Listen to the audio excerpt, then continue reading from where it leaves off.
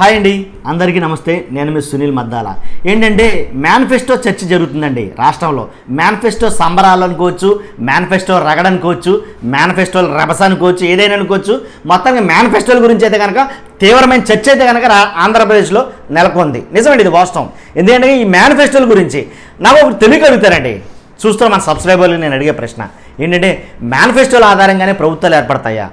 ఒక మేనిఫెస్టో చూసే మొత్తం అందరూ ఓట్లేస్తారా అనేది నాకు తెలియనటువంటి ఒక చిక్కుముడి. ఎందుకంటే ఎన్నికల హామీలు లేదా ఎన్నికల వాగ్దానాలు, ఈ వాగ్దానాలు హామీలు చూసి ఎక్కువ ప్రభుత్వాలు ఏర్పడతాయా? నిజమా? అంతేగాని పార్టీలు చూసి కానీ పార్టీ అభ్యర్థులు చూసి కానీ ఓట్లేరా ప్రజలు? లేదా ముఖ్యమంత్రి క్యాండిడేట్ మంచోడో కాదో చూసుకుని, ముఖ్యమంత్రి క్యాండిడేట్ గత ప్రభుత్వం ఎలా చేశాడు లేదా ప్రస్తుతం ఎలా చేశాడు, ముఖ్యమంత్రి అసలు ఎలాంటోడు అనేది అబ్జర్వ్ చేసి లేదా చూసి తెలుసుకుని ఓట్లేయరంటారా? వాళ్ళు ఇచ్చే ఎన్నికల హామీలు వాగ్దానాలతోనే ఓట్లేసేస్తారంటారా అనేది నాకు అర్థం కాని ప్రశ్న. మీకు తెలిస్తే కనుక ఖచ్చితంగా కామెంట్ అయితే తెలియజేయండి. ఒకటండి, ఇప్పుడు మన వీడియోలోకి వెళ్ళి ముందు నాది రిక్వెస్ట్ ఉంది. ప్లీజ్ ఈ వీడియో అయితే కనుక చాలామందికి షేర్ అవ్వాలి. ఎందుకంటే చాలా ఇన్ఫర్మేషన్ ఉన్న వీడియో కాబట్టి అందరికీ షేర్ అవ్వాలంటే మీరు ఖచ్చితంగా లైక్ చేయండి. అలాగే మరీ ముఖ్యంగా ఏంటంటే సబ్స్క్రైబ్ చేయడం మర్చిపోద్దు. కొత్త వాళ్ళైతే షేర్ చేయండి. విషయం ఏంటంటే ఎన్నికల మేనిఫెస్టో, వైసీపీ గవర్నమెంట్ ఎన్నికల మేనిఫెస్టోని రిలీజ్ చేసింది. ఈ ఎన్నికల మేనిఫెస్టోలో కొన్ని అయితే కనుక ఏంటి ప్రజలకు అవసరమైన, కొన్ని అయితే కనుక కొంచెం అభ్యంతరకరాలు ఉన్నాయి. ఏంటంటే ఒకటండి, ఒక తల్లికి పుట్టిన నలుగురు ఒక రకంగా ఉండరు. కాబట్టి అలాంటిది ఒక ఎన్నికల మేనిఫెస్టో రాష్ట్ర ప్రజలందరినీ సంతృప్తి పరచాలంటే అది కష్టమైన పనే. ఒప్పుకుంటాను, నేను కాదని అన్నాను. ఎందుకంటే బట్టేసాం కదా కాబట్టి ఏదో ఒకటి అన్నట్టుగా ఉండకూడదు.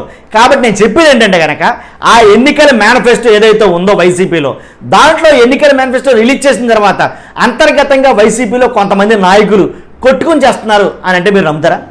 నిజమండి, చాలామంది సీనియర్ నాయకుల్లో విభేదాలు అనేవి తలెత్తాయి. ఎందుకంటే వైసీపీ గవర్నమెంట్లో వచ్చిన మేనిఫెస్టో చప్పగా ఏడ్చింది. వైసీపీ మేనిఫెస్టోలో అంత పసలేదు. వైసీపీ మేనిఫెస్టోలో చాలా తప్పులు ఉన్నాయి. ఏంటో వైసీపీ మేనిఫెస్టో ఏదైతే ఉందో అదంత ఆశాజనరంజకంగా లేదు. ఇది మాట్లాడుకున్న మాట. కాబట్టి ఇలా మాట్లాడినందుకు గాను కొంతమందికి నచ్చకపోవచ్చు, కానీ వాస్తవం మాట్లాడాలి కాబట్టి మాట్లాడుతానండి.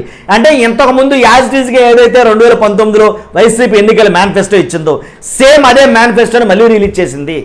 ఆ మేనిఫెస్టోలో ఇంతకుముందు 2019లో ఇచ్చిన మేనిఫెస్టోలోనే కొన్ని మాత్రం వదిలేసింది, కొన్ని చేయలేదు. కాబట్టి మళ్ళీ అదే ఇస్తే మళ్ళీ అలాగే చేస్తుంది గవర్నమెంట్ అని అనుకుంటారు కదండి. మహాప్రభు ఎందుకు ఇచ్చారు మళ్ళీ ఇలాగే సేమ్ అని కొంతమంది సీనియర్ నేతలు చెప్పినా వినలేదంట. వైసీపీ మేనిఫెస్టో కమిటీ ఏదైతే ఖరారు చేసిందో దాన్ని ముఖ్యమంత్రి గారు ఫైనల్ చేశారో అదే రిలీజ్ చేసేయడం జరిగింది. కాబట్టి సీనియర్లు చెప్పిన మాటలు కూడా పట్టించుకోలేదని, కొన్ని సూచనలు సలహాలు తీసుకోలేదని వాళ్ళు మాత్రం చాలా గురువుగా ఉన్నారండి. అది మాత్రం వాస్తవం. ఎందుకంటానంటే కనుక మాట వైసీపీలో ఉండేటటువంటి ఏదైతే ఏకఛత్రాధిపత్యం లేదా సింగిల్ ఎజెండా ఏదైతే సిద్ధాంతం ఉందో దాని ద్వారా పూర్తిగా సమీక్ష లేదా మిగిలిన సూచనలు సలహాలు తీసుకోలేదన్న మాట మాత్రం వాస్తవం. కాబట్టి వైసీపీ ఇలా చేయడం వల్ల చాలామంది సీనియర్ నాయకులకే నచ్చలేదు అని అయితే కనుక మాట్లాడుకోవడం జరిగింది. కాబట్టి నేను చెప్పేది ఏంటంటే వైసీపీలో ఉండేటువంటి వర్గ విభేదాల గల కారణం ఏంటంటే కనుక కొన్ని వదిలేశారు మేనిఫెస్టోలో. ఏంటంటే ఉద్యోగుల ఈబీఎస్ రద్దు కానీ, అలాగే ఉద్యోగుల సంక్షేమం గురించి కానీ, లేదా పోలీసుల వీక్ ఆఫ్ లీవ్స్ గురించి కానీ, ఇలాగ కొన్ని అంటే స్టూడెంట్స్కి సంబంధించినటువంటి లేదా నిరుద్యోగులకు సంబంధించినటువంటి అంశాల విషయంలో కానీ, ఏంటంటే మెగా డిఎస్సి కానీ, ఇలా కొన్ని అంశాలను పక్కకు పెట్టేశారు, వదిలేశారు. కాబట్టి చాలా మట్టుకు మనకు అది మైనస్ అవుద్ది అని కొంతమంది సీనియర్ వైసీపీ నాయకులు చెప్పడం జరిగిందంట. జరిగితే దాన్ని పట్టించుకోకపోవడం, ప్రధానంగా వాళ్ళ మాట ఎవరి మాట తీసుకోకపోవడం వల్ల చాలా మట్టుకి వైసీపీ మేనిఫెస్టో ఫెయిల్ అయిందని వాళ్ళలో వాళ్ళే వర్గాలుగా విడిపోయి వాళ్ళే డిస్కషన్ చేసుకున్న సంఘటనలు అయితే కనుక జరిగాయి. కాబట్టి దీంట్లో వాస్తవం ఉందంటే కనుక వాస్తవం ఉంది, కొద్ది గొప్ప లేకపోలేదు. నేను చెప్తున్నానుగా, ఒక మేనిఫెస్టో తోటి రాష్ట్ర ప్రజలందరినీ సంతృప్తి పరచాలంటే జరిగే పనే కాదు, దాంట్లో డౌటే లేదు. కాబట్టి రానున్న మేనిఫెస్టో ఎవరైతే టీడీపీ గవర్నమెంట్ నుంచి ఇంకొక మేనిఫెస్టో రాబోతుందో ఆ మేనిఫెస్టో దీంట్లో చూసుకుని ఈ అంశాలను చూసుకుని ఆ మేనిఫెస్టోలో అవన్నీ పొందుపరుస్తారు అని అయితే కనుక మాట్లాడుకోవడం జరుగుతుంది.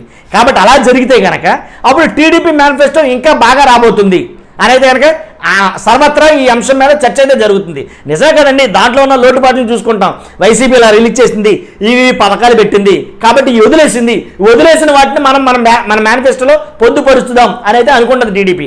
సో అలా అనుకుంటే కనుక, అలా అనుకుని వాళ్ళు వదిలేసి కూడా టీడీపీ మేనిఫెస్టోలో పొందుపరిస్తే కనుక వైసీపీ మేనిఫెస్టో దెబ్బపడినట్టే నా అంచనా అది. 100% అంతే కదా. మరి ఏదో వదిలేసినా వాళ్ళు చేర్చుకుంటారు ఆటోమేటిక్గా. కాబట్టి నేను చెప్పేది ఏంటంటే కనుక వైసీపీ మేనిఫెస్టోలో ఏదైనా ఈసారి వైసీపీ మేనిఫెస్టో ఇంతకుముందు ఉన్న దాన్ని కొంచెం పెంపు, ఏదైతే అమ్మఒడి ఉందో దాన్ని కొంచెం పెంచడం, లేదా ఆసరా ఉందో కొంచెం పెంచడం, ఇలాగ ప్రతిదాన్ని కొంచెం కొంచెం పెంచుకుంటూ వెళ్ళింది తప్ప వైసీపీ అంతకుమించి పొడి చేసింది ఏమీ లేదు అని అయితే కనుక చాలామంది మాట్లాడుకున్నారండి. ఈ మాట వాస్తవం. కాబట్టి ఈసారి వైసీపీ మేనిఫెస్టో మీద అంత సర్వత్రా ఆశ అయితే కనుక ఎవరికి లేదు.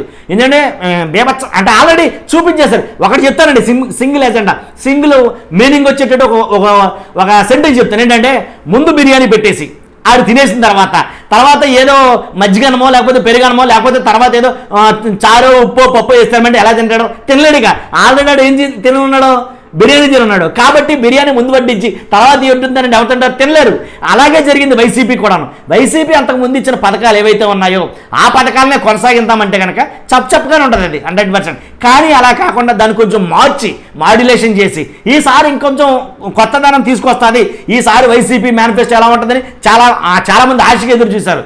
కాబట్టి వైసీపీ మేనిఫెస్టో ఇలా ఉండబోతుందేమో, లాస్ట్ టైమే అలా ఇచ్చారంటారా బాబు, ఈసారి ఎరగదీసేస్తారు అని అనుకుంటారు కదా సామాన్య ప్రజలు. కాబట్టి వాళ్ళు ఆశలకు తగ్గట్టుగా అయితే కనుక లేదు. నన్ను అడిగితే కనుక ఇలాగే మాట్లాడుకున్నారు 100% వాస్తవం అయితే కనుక. కాకపోతే ఇప్పుడు జనాల అటెన్షన్ అంతా కూడాను టీడీపీ ఏదైతే మేనిఫెస్టో రిలీజ్ చేస్తుందో దాని మీద అయితే చూస్తున్నారు. ఆల్రెడీ కొన్ని అయితే కనుక అనౌన్స్ చేయడం జరిగింది. మూడు గ్యాస్ బండ్లని కానీ, లేదా ఏదైతే పెన్షన్ ఉందో సో అది 3,500 నుంచి 4,000 పెంచుతానంటాం. కానీ చంద్రబాబు నాయుడు ఆర్టీసీ బస్సులో ఉచిత మహిళల పథకం అని కానీ ఇలా కొన్ని అట్రాక్టివ్ స్కీములు అయితే కనుక పెట్టడం జరిగింది. సో వాటి ద్వారా జనాలు ఏమన్నా కొంచెం డైవర్ట్ అవుతారేమో అని అయితే కనుక జనాలు మాట్లాడుకున్న మాట ఇది మాత్రం జగమెరిగిన సత్యం. దీన్ని మాత్రం తేడా లేదు. కాకపోతే నేను చెప్పేదాళ్ళు ఒకటేనండి, ఏదైతే మేనిఫెస్టో రిలీజ్ చేస్తారో దాన్ని అందరూ, మేనిఫెస్టో అంటే ఒకరు కాదండి చెప్పేది, బీజేపీ మేనిఫెస్టో రిలీజ్ చేస్తే 2,50,000 1,50,000 చిల్లర శాంపుల్స్ తీసుకున్నారండి ప్రజల దగ్గర నుంచి, ఏమేమి అవసరం అయితే జనాలకి ఏమి కావాలనేది. కానీ అలాగా ఉండదు వైసీపీలో.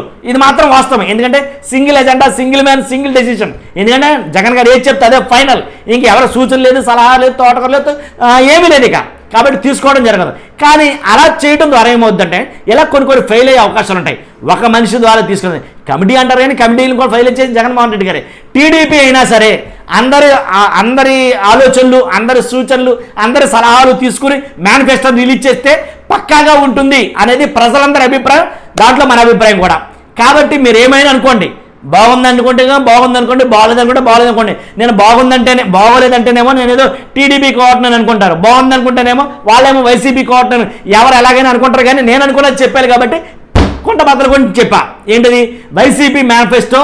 కాబట్టి ఈసారి అంతకుముందు పెట్టినంత బిర్యానీ లాగా అయితే లేదు, అదే నేను చెప్పేది. కాబట్టి ఈసారి ఆ బిర్యానీ టేస్ట్ లేదు, ఈ పట్టు తగ్గింది అనేది నేను చెప్పేది వాస్తవం. కాబట్టి నేను చెప్పిన మాటలో నిజం ఉంది అనుకుంటే కనుక 100% కామెంట్ చేయండి, మీ అభిప్రాయం తెలియజేయండి. మీ అభిప్రాయం ఎప్పుడు చెప్తుంటాను ఒక మాట, సదా దాన్ని నేను గౌరవిస్తాను. మీరు మంచి చెప్పినా చెడు చెప్పినా సరే. ఇంకోటి ఏంటంటే మన ఛానల్ కొత్త వాళ్ళు చూస్తున్నట్టు కనుక ఖచ్చితంగా సబ్స్క్రైబ్ చేయండి. ఎలాంటి political topics, interesting political topics మీ ముందు తీసుకురావడానికి ప్రయత్నం చేస్తుంటాను.